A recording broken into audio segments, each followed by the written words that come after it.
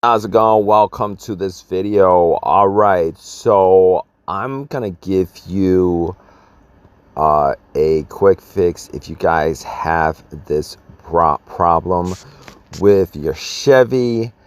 And just to give you guys a little bit of background, I really had no issues with this vehicle for a long while, except for maybe changing out the battery about 6 months ago. Got into a situation a couple of days ago where I was getting some food at Wendy's, and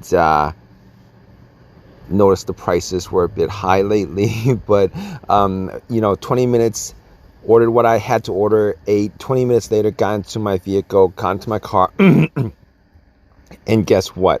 Tried to turn it on for whatever reason. Did not start up.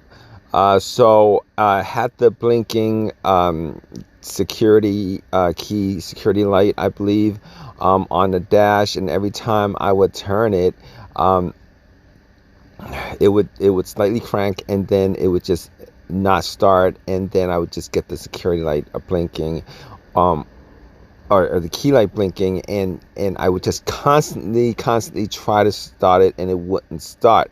Now, if you guys have this situation, just know that this crank no start issue is essentially related to that light.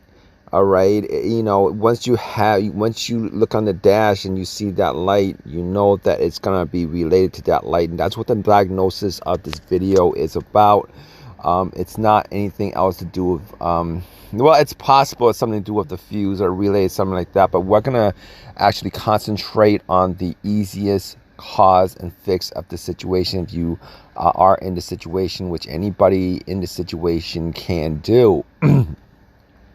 Now, basically, this situation would actually dictate that maybe the battery on your fob was having issues and it might be dead, and that's causing that light to flash on your dash. Now, generally speaking, the best case scenario if you're in this situation is actually to try to change out the battery and see if it actually starts. A lot of times if the battery is dead, it would actually cause the situation. A lot of times if the battery is dead and then you change out the battery was completely dead, and you change out the battery and try to start, it would cause this situation. For whatever reason, another thing that could cause the situation is if the key remote, for whatever reason, was deprogrammed. And when I say deprogrammed, it could be a glitch in the system. It could be you changing out the battery on your car and then putting on another battery, and that could actually cause your car to disengage as far as having a programmable connection to your fob key.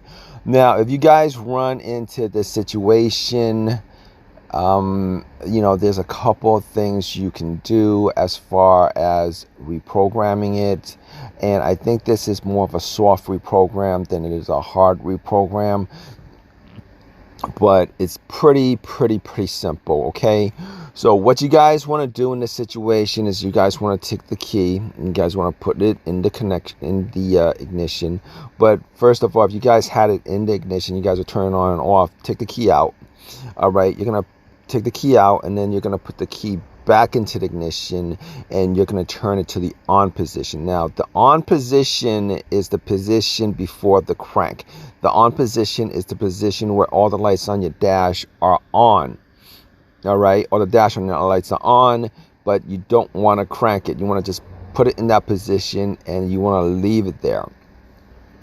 Now, normally, you want to leave it there so that you want to leave it in that position, the on position, so that for about 5 to 10 minutes, all right, 5 to 10 minutes, your vehicle will try to reprogram your key.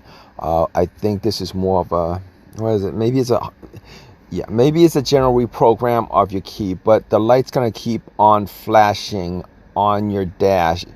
All right, and at some point within the 5 to 10 minutes, hopefully the light will stop reflashing and become solid. At that point, what you want to do is you want to turn it to the off position. You might want to take the key out and put it back in, but you might want to just turn it to the off position, try to turn it back on again. It might not work the first time as far as turning it on. It might crank again, but do it again, do a couple of tries, and chances are it might turn your vehicle on. Now, if it doesn't, just redo it again, turn it to the on position, leave it for 5-10 minutes, wait until the blinking stops. Normally, if the blinking has stopped, you can actually try to turn it to the try to crank it, and hopefully it'll stop. It'll start for you. However, if it doesn't stop blinking within 5 to 10 minutes and it still doesn't work, there's a good chance that the fob key in your battery is dead. And if the fob key in your battery is dead, you definitely want to change out the battery on that fob key. Now, after you change it out, like I said, a lot of times it's a curve. You change out the main battery in your vehicle. A lot of times it'll curve. You change out the battery on your fob key. But if you change out the battery in your fob key, generally speaking, it should actually just start up once you put your key in ignition. However, if it doesn't, you want to try that method where it reprograms it. Turn it to the on position, 5-10 minutes, the blinking stops, and then you can turn it to the on position, and hopefully this will get your vehicle started. If it doesn't get it started, there's a chance that there's a problem with your fob key. Period. In general, maybe it stopped working, maybe it's malfunctioning. At that point, you might want to get your spare. Hopefully you have a spare. A lot of people either A, don't have a spare, lost their spare, forgot where the spare is, or you gotta go to the dealership and get them to reprogram a spare for you. And generally speaking, that costs about $200. So if you guys are in this situation, best thing to do is to try that method, and hopefully that actually gets you going. If you guys have any questions, definitely leave a question in the comments section. Please subscribe. Please give me a thumbs up. If you guys have any of your own personal experiences with this, definitely leave a comment in the comments section. All right, guys, take care.